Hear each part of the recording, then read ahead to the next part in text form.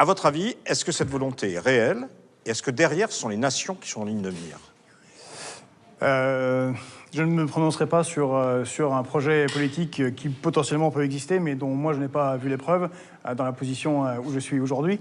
Mais je voudrais revenir sur ce que vient de dire monsieur l'ambassadeur. Tout le problème par rapport à l'ONU et ce qui s'en est suivi en Syrie, c'est la résolution 1973 qui a été détournée. C'était en Libye. On a détourné cette résolution, ce qui a provoqué le fait que les Russes bloquent systématiquement maintenant toutes les résolutions de l'ONU parce qu'ils ont peur qu'elles soient détournées contre leur avantage, en tout cas pour détruire un État. Vous demandez tout à l'heure, est-ce que la France a perdu de son crédit? Mais oui, la France a perdu tout son crédit, en tout cas dans les pays arabes.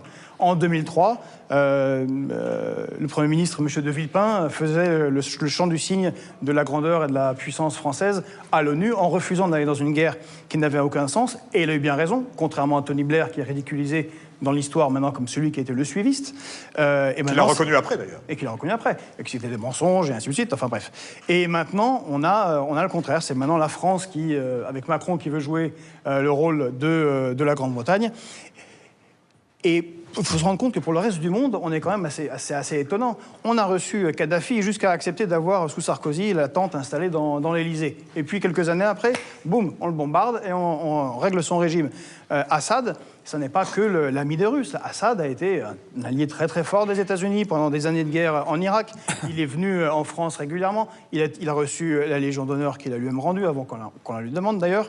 Et puis, c'est Sarkozy qui l'a invité, comme vous l'avez dit, au 14 juillet. Et puis, qu'est-ce qui se passe après?